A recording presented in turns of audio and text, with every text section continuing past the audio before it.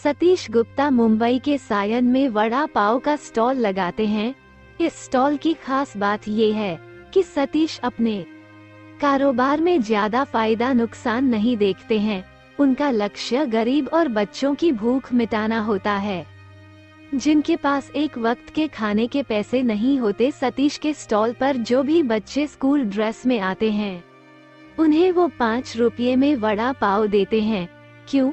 क्योंकि वो नहीं चाहते कि कोई बच्चा भूखा रहे और खाली पेट सोए। सतीश जी की कहानी बताती है कि अच्छा काम करने के लिए जरूरी नहीं जेब भारी हो, कई बार बस दिल बड़ा होना चाहिए। सतीश बहुत गरीब परिवार से आते हैं।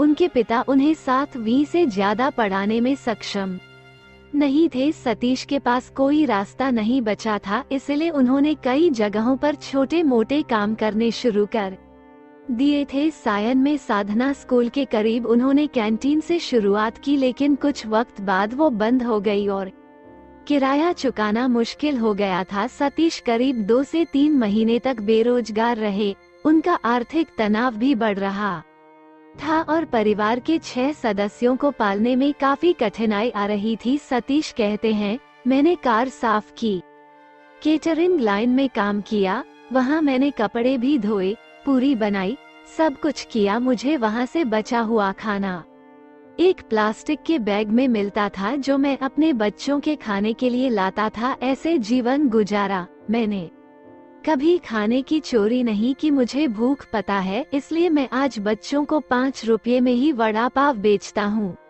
मुझे नहीं पता किसके पास पैसे हैं या नहीं और कौन नहीं खरीद सकता। मुंबई में अपने बच्चों को पालने के लिए लोग बहुत जद्दोजहद करते हैं, जैसे हमने किया। जब मैं उन बच्चों को वड़ा पाव खिलाता हूँ तो मुझे काफी संतोष मिलता है। सतीश के बेटे को आर्थिक तंगी के कारण स्कूल छोड़ना पड़ा।